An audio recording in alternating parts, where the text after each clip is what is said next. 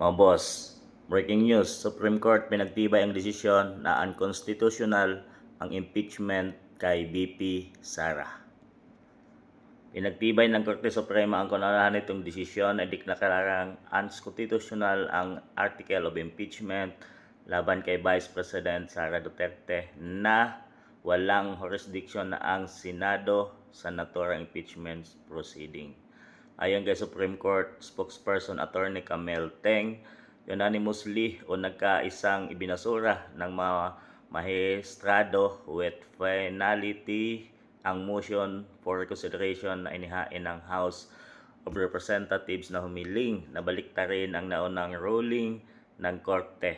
Ibig sabihin, pinal na ang desisyon ng Korte Suprema at tuluyan ng hindi uusad ang impeachment case laban kay Vice President. Nako, paano ng pangarap ng mga ibang tao dyan na ma-impeach si VP Inday Sara Duterte? Supreme Court na ang nagdesisyon nito, mga boss. Talagang makikita kaya natin sa 2028 election itong si VP Inday Sara, dahil mukhang hindi magtatagumpay ang kanilang planong impa-impeach ang Vice President ng ating bansang Pilipinas.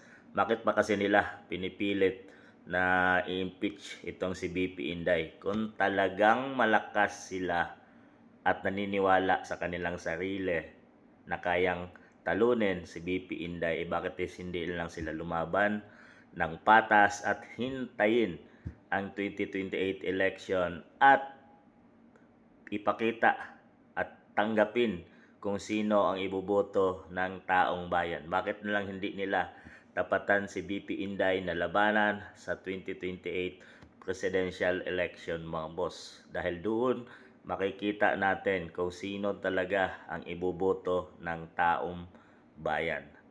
Isang magandang balita ito para sa mga DDS fans, pero isang bangungot ito na ginawa ng Supreme Court ngayon, mga boss, para sa mga Marcos loyalist o para sa mga taong ayaw sa mga Duterte.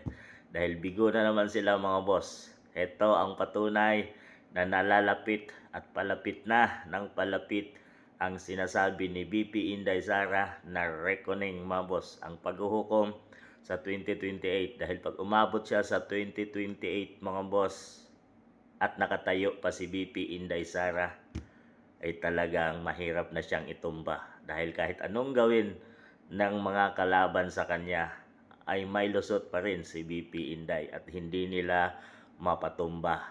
So, kinakabahan ng mga kalaban ngayon, mga boss, at mag-iisip na naman sila ng panibagong ikakaso laban kay VP Inday.